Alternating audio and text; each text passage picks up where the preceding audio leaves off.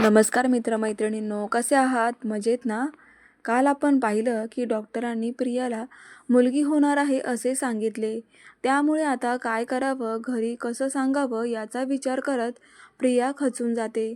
कारण तिला मुलगा व्हावा असे वाटत असते. तेव्हा बघूयात आता काय होईल. प्रिया आतमध्ये पोहोचली आणि सासूबाईंनी प्रश्नांची सरबती सुरू केली. तर प्रियाने किचनमध्ये जाऊन सरळ पाण्याचा ग्लास ओठी लावला. ती पटापट पाणी घशात ओतत होती आणि सासूबाई प्रश्न विचारत होत्या. सासूबाई प्रश्न विचारत असल्याने शांत बसणं योग्य नव्हतं. त्यामुळे प्रिया मोजकच उत्तर देत होती. त्यामुळे सासूबाई थोड्या रागावल्या, पण प्रियाचं त्यांच्याकडे लक्ष नव्हतं. प्रिया घरी पोहोचली तेव्हा घरातले सर्व काम आवरले होते. प्रियाला भूक लागली होती, पण अलीकडे तिच्या पोटात काहीच पचत नसल्याने तिने जेवणाकडे पाहिलंसुद्धा नाही. ती आपल्याच विचारात हरवली होती. आपल्याला मुलगी होणार आहे हे ऐकून ती मनातून खुश झाली होती. पण हे ऐकताच कुठे घरच्यांना ती नकोशी होऊ नये याची चिंता तिला अधिकच सतावत होती. त्यामागे कारणही तसंच होतं. प्रियाचे बाबा मुंबईच्या बेस्टमध्ये चालक होते. प्रियाची आई गेल्यावर त्यांनी लगेच दुसरं लग्न केले आणि पुन्हा घरात लहान लहान मुलांचे आवाज ऐकू येऊ लागले.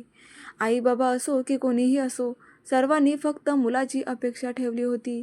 पण लग्नाचे 4-5 वर्ष होऊनही त्यांना मुलगा झाला नव्हता. उलट मुलाच्या प्रयत्नात प्रियाच्या नंतर 2 मुली जमल्या होत्या, जन्माला आल्या.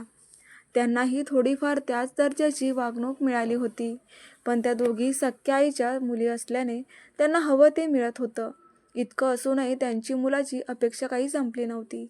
कदाचित आपल्यावर देव कोपला असेल म्हणून त्यांनी देवाला नवस केला आणि साधारणतः वर्षभरानंतर त्यांना मुलगा झाला. मुलगा झाल्याने संपूर्ण चाळीत त्यांनी जल्लोष केला होता. मुलगा झाल्यानंतर त्यांना हवं ते हातात मिळत होतं. पण वडिलांचं प्रियाकडे मात्र कधी लक्षच नसायचं. मुलाचं खाणं-पिणं यासाठी त्याला हवे तेवढे पैसे पुरवले जायचे, पण प्रियाचं शिक्षण घेणं देखील त्यांना मान्य नव्हतं.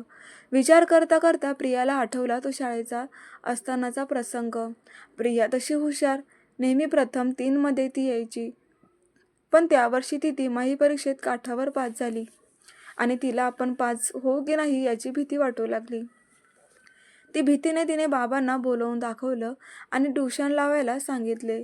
विनंती केली. त्या दिवशी तिचे बाबा सरांकडे पोहोचले आणि म्हणाले, "सर, मी एक साधा टेम्पो चालक आहे. मला 4 मुले आहेत. तेव्हा एवढा खर्च परवडणार नाही. तुम्ही पैशात काही सूट देणार असाल तर मी तिला तुमच्याकडे पाठवू शकतो." त्यावेळी सरांनी तिला पैशात सूट दिली, पण प्रियाने सरांपासून घरची स्थिती लपवली नव्हती. त्यामुळे तिच्या वडिलांचे ऐकून सर खूप हसले आणि त्या क्षणी प्रियाला सर्वांसमोर मान खाली घालावी लागली. फक्त त्यांनी तिची शिक्षणाची जिद्द बघून तिच्याकडून पैसे घेतले नव्हते. एकीकडे मुलावर पाण्यासारखा पैसा उडवणारा बाप मुलीच्या साध्या गरजा पूर्ण करत नाही हे पाहून प्रियाला फारच वाईट वाटत होतं आणि या काळापासूनच ती त्यांच्यापासून तुटत गेली. कॉलेजची सहल असो की कुठे बाहेर फिरायला जाणं यासाठी त्यांनी तिला कधीच पैसे दिले नाही. पण मुलांचे हट्ट पुरवायला मात्र त्यांना कधीच पैशांची कमतरता पडत नव्हती. हा अन्याय तिने घरात पाहिला असल्याने तिला फार भीती वाटत होती. ती बसल्या जागीच अश्रू गाळू लागली. पण ह्यावेळी तिला पाहणारं कोणीच नव्हतं. दुपारची सायंकाळ झाली. प्रियाची अशी अवस्था असतानाही तिला कामात कोणीच मदत करत नसे. त्यामुळे रात्रीच्या स्वयंपाकाला ती लवकरच लागली होती. मोहित देखील आज लवकरच आला होता. चहा घेऊन तो निवांत टीव्ही समोर बसला. तर आज काय होईल या विचाराने प्रिया मनातून फारच घाबरली होती. पण एवढं मात्र की त्यांचा निर्णय विरुद्ध असेल, पण आपल्या मुलीसाठी लढायची तिने तयारी ठेवली. काही वेळातच स्वयंपाक पूर्ण होऊन ते जेवायला बसले. प्रियाने सर्वांना जेवण वाढलं आणि सर्वांचं झाल्यावर ती बसली. पोटात जात नसतानाही थोडंफार तिने जेवण केलं होतं आणि हळूहळू आवरत ती बेडवर येऊन बसली. घरात त्यावेळी सर्वच बसले होते. प्रियाला काम करून घाम फुटला होता, त्यामुळे ती तो पदराने पुसून घेत होती आणि तिने हिमतीने एकवटून अनपेक्षितपणे मोहितकडे विचारले, "काय ग प्रिया, डॉक्टरबाई काय म्हणाल्या?" प्रिया त्याच्या शब्दाने चकित झाली आणि थोडं थांबत म्हणाली, "नाही, काही नाही. सर्व काही ठीक चाललं आहे. काही औषधे दिल्या आहेत लिहून, त्या वेळेवर घे म्हणाल्या." थोडा वेळ लक्ष देऊन पुन्हा सर्वांनी आपले लक्ष टीव्हीवर लावले. प्रियालाही ती अचूक संधी होत होती, त्यामुळे पुन्हा एकदा ती त्याच्याकडे पाहत म्हणाली, "मोहिते, डॉक्टर बाईंनी तुम्हाला काहीतरी सांगितलं आहे तसंच मोहितने टीव्हीचा आवाज बंद केला आणि सर्व तिच्याकडे पाहू लागले. प्रिया पुन्हा एकदा घाबरली आणि घाबरतच पुढे आली. त्या म्हणाल्या की आपल्याला सुंदरशी मुलगी होणार आहे. शब्द ऐकाच सासूबाई कुणकुण करू लागल्या. त्यांच्या तोंडाचा पट्टा पुन्हा सुरू झाला होता. भर प्रिया असतानाही मोहितची स्वभावच न्याहाळत होती. तो शांत झाला होता. काही वेळ घेत तो म्हणाला, मग प्रॉब्लेम काय आहे? ती तर ठीक आहे ना, की काही कॉम्प्लिकेशन्स आहेत? तो असं काही म्हणेल यावर तिला विश्वासच बसत नव्हता. त्यामुळे तिला खूप आनंद झाला होता. त्या आनंदात ती जोराने बोलून गेली की तो ठीक आहे, आपल्या मुलीला काहीच झालं नाही. तिचं ओरडणं बघून सर्व तिच्याकडे पाहत होते, तर तिने लाजून मान खाली टाकली. काही क्षणात सर्व टीव्ही पाहण्यात व्यस्त झाले. प्रिया मोहितला न्याहाळत होती, परंतु त्याच्या हावभावावरून प्रियाला कुणाचा अंदाज बांधता येत नव्हता. ती त्याला मुलगी होणार असल्यावरही काही प्रॉब्लेम नाही हे ऐकून खुश झाली. तर इकडे सासूबाई हळूहळू काहीतरी बोलत होत्या, तर त्यांची नाराजगी दिसत होती. बराच वेळ ऐकल्यावर मोहित आईवर जोराने ओरडला. काय गाई, काय ओरडतीयस? एक दिवस पण घरी सुखाने राहू देत नाहीस? त्याच्या रागावण्याने आईचा चेहरा पडला आणि त्याच्याही ते लक्षात आलं. त्याला स्वतःच्या वागण्याचं वाईट वाटलं आणि स्वतःला शांत करत तो म्हणाला, आई, मुलगी झाली तर काय झालं? मलाही ताई आहेच ना. जे असतं तेच होतं. तेव्हा मुलगाच पाहिजे हा हट्ट सोडून दे. शेवटी तू आजी होणार आहेसच ना. हेच खूप, नाही का? आईला त्याचं बोलणं पटलं नसतं, पण तेव्हा वाईट वाटू नये म्हणून ती शांत झाली. तर दुसरीकडे प्रियाचा चेहरा आता पूर्णतः खुलला होता. जणू तिने स्वर्गच गाठला होता. प्रियाच्या अलीकडे गोंधळ होऊ लागला होता. मोहित कधी जास्तच मुलांच्या कॉन्टॅक्टमध्ये येऊ लागला. मोहित कधी आवाक्यांपेक्षा जास्त चांगला वागताना दिसे, तर कधी तिच्यावर हात उचलायला देखील मागे पाहत नव्हता. तिला विचारायचा की पैसे, दागिने, कुठल्याच गोष्टीला कमी न होऊ देणारा मोहित शरीराच्या बाबतीत इतका कठोर कसा असू शकतो? मग तिला त्याने दिलेला त्रास आठवला की तिचा गोंधळ दूर व्हायचा. मोहित तिच्यासाठी एक खरंच कोडं बनत जाऊ लागला होता. तो सर्वांना दिसतो तसाच आहे की आपण पाहिला तसा आहे, यात ती नेहमीच गोंधळली जाऊ लागली. प्रियाला 7वा महिना लागला होता, त्यामुळे घरात डोहाळे जेवणाची तयारी सुरू झाली होती. मोहितचं घर तसं वेगळंच. घरात माणसाला किंमत नसे, पण जगासमोर मात्र आम्ही कुठेही कमी नाहीत हे दाखवायला ते कधीच मागे राहत नसत.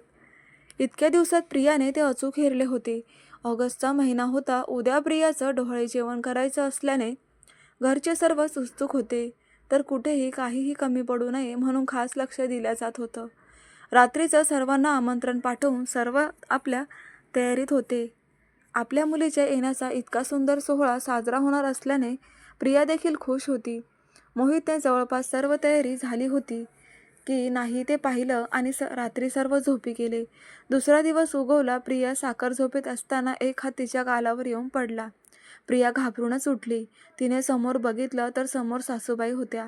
प्रियाचे डोळे उघडताच त्या म्हणाल्या, ओ महाराणी, आज काम करायचे आहेत की नाही?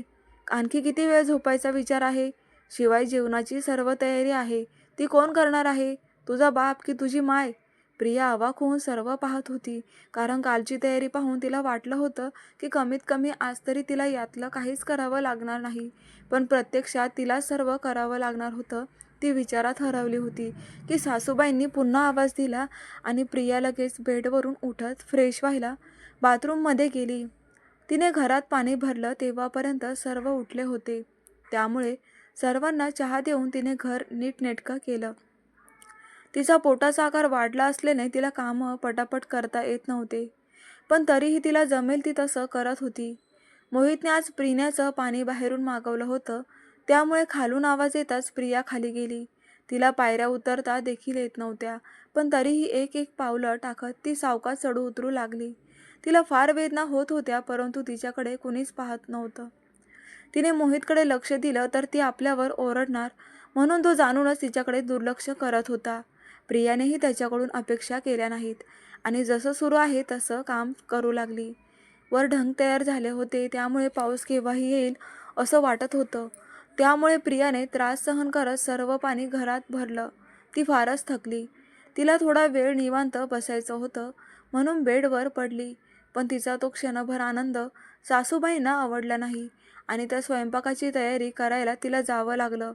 घरी आज पंचपक्वान्नाचं जेवण बनवायचं होतं, त्यात तिला स्वतःचीही तयारी करायची असल्याने तिला ते काम लवकर आवरणं गरजेचं होतं. त्यामुळे ती लगेच कामाला लागली. काहीच वेळात मोहितची आई, ताई आणि वहिनी सजून धजून आल्या. तशाच त्यांच्या गप्पा सुरू झाल्या. प्रिया सर्व स्वयंपाक एकटीच आवरत बसली होती, पण हे पाहून सुद्धा त्यांनी तिच्याकडे दुर्लक्षच केलं होतं. प्रियाच्या डोळ्यात अश्रूने जागा घेतली होती, पण तिला मदत करायला कुणीच आलं नाही. प्रियाने स्वतःच्या आईबाबांना बोलावून घेतलं होतं, पण ते देखील अजूनपर्यंत आले नव्हते. प्रियाला ते सर्व असह्य झालं होतं. एक हात डोळ्यातील अश्रू पुसत ती काम करू लागली. अचानक पाऊस सुरू झाल्याने बहुतेक नातेवाईकांनी कार्यक्रमाला येण्याचे टाळले होते. आजूबाजूच्या लोकांना प्रियाची कीव येऊ लागली होती, पण सासूबाईंचा स्वभाव पाहून त्या कोणीच तिच्या मदतीला आल्या नव्हत्या.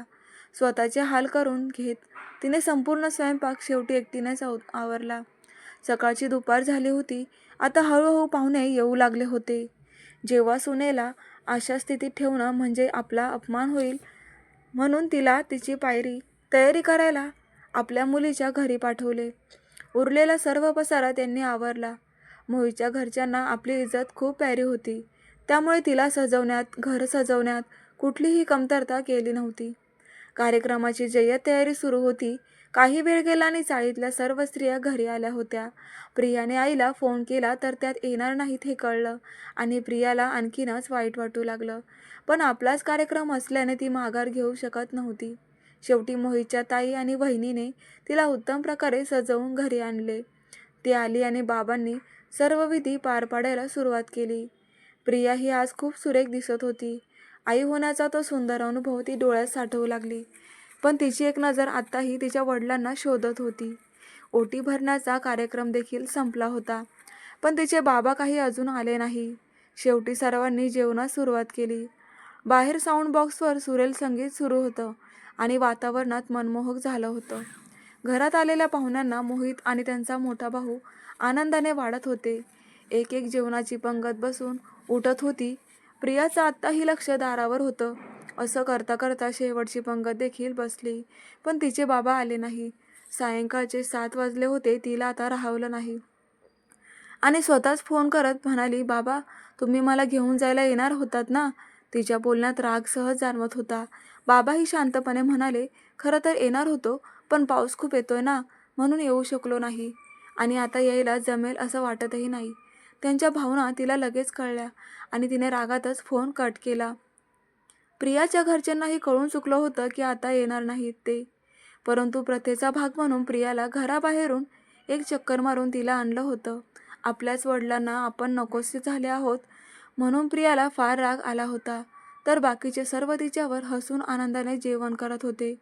प्रियाने दिवसभर काहीच खाल्लं नव्हतं आणि आता तर तिने जाणूनच काही खाल्लं नाही. सर्वांचं जेवण आटोपलं आणि सर्व आपापल्या घरी परतले. कालपासून पाऊस असल्याने बाबा आले नाहीत, पण आज नक्की येतील अशी आशा तिच्या मनात होती.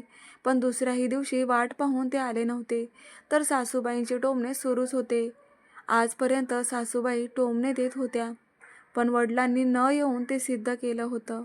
त्यामुळे ती अधिकच दुखावली होती. रोज रोजचे टोमणे एकूण एक दिवस प्रिया माहेरीही गेली, परंतु प्रत्यक्षात तिला तिथे काहीच किंमत नाही हे तिला जाणवलं. त्यामुळे एक दिवस राहून ती परतली होती. आता सासूबाईंचे टोमणे सहन करतच तिला सर्व दिवस काढायचे होते. प्रियाच्या आईबाबांनाच ती नकोशी झाली असल्याने नाईलाजाने तिला तिथेच थांबावं लागलं. प्रियाला माहेरी न नेणं म्हणजे सासूबाईंना प्रियाला बोलण्याची आयती संधी मिळाली होती आणि ती प्रत्येक क्षणी तिला आठवण करून देत होती. आजपर्यंत आईवडिलांना बोलवल्यावर काहीही ऐकून न घेणारी प्रिया आता मात्र शांत झाली होती. पण प्रिया बोलायला शब्दच उरले नव्हते. प्रियाचे असेच दिवस जात होते. प्रियाचा गर्भ वाढत असल्याने प्रियाला काम करणं कठीण होऊ लागलं होतं. तिला उठणं देखील शक्य नव्हतं. त्यामुळे घरातलं सर्व काम सासूबाई करत होत्या. पण त्या दिवसात त्यांनी प्रियाला बोलून बोलून तिचं जगणं मुश्किल करून टाकलं होतं. प्रिया बेडवर एका कोपऱ्याला बसून सर्व काही पाहत बसायची. अलीकडे तिला आपल्या स्वर्गवासी आईचीच आठवण येऊ लागली. कारण आज तिची आई असती तर कदाचित तिला हे सर्व सहन करावं लागलं नसतं. हे सर्व आठवलं की तिचे डोळे लगेच पाण्याने भरून आले आणि सासूबाई त्या क्षणी देखील तिला बोलायला सोडत नव्हत्या. त्या तर कसा वाटला आजचा भाग जरूर कळवा. आता पाहूयात पुढे काय होणार आहे. तर चॅनलला सबस्क्राईब करा. खूप रंजक असं इंटरेस्टिंग एपिसोड आपल्याला उद्या पाहायला मिळणार आहे. तेव्हा लगेच चॅनलला सबस्क्राईब करा आणि व्हिडिओला शेअर करा, लाईक करा.